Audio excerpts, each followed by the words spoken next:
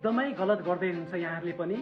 यदि अलिभ ओइललाई यसरी प्रयोग गर्दै हुनुहुन्छ भने यति महँगो तेलबाट पाउने स्वास्थ्य लाभ त परै जाओस्, यसबाट मात्र शरीरलाई हानि नोक्सानी र प्रतिकूल असरहरू पाइने हुन्छ।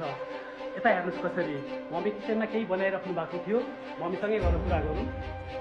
मम्मी हजुर के बनाउँदै हुनुहुन्छ? अहिले ठाकुरजीलाई पकौडा भोग्लाउनु मन लाग्यो, त्यही भएर पकौडा बनाउनु लागेको छ आज। एकदम बाफ निकालेर पकाइराख्नु भएको छ। कुन तेल प्रयोग गरिरहनु भएको छ मम्मी? यो अनि अब धेरै चिल्लो खाइन्छ, स्वास्थ्यकरै खाउँ न, धेरै चिल्लो स्वास्थ्यकर खाउँ भन्दाखेरि चाहिँ ओलिभ ओइल युज गर्दैछु अब। ल मम्मी सुन्नुहोस्, यहाँहरू पनि मेरो कुरा राम्ररी सुन्नुहोस्।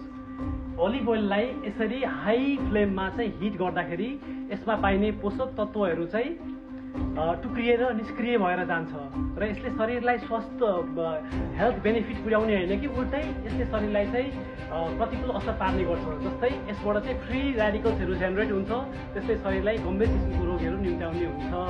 सो ओलिभ ओइललाई कसैले कहिले पनि यसरी बाफ आउने गरी हिट गरेर कहिले पनि खानु हुँदैन।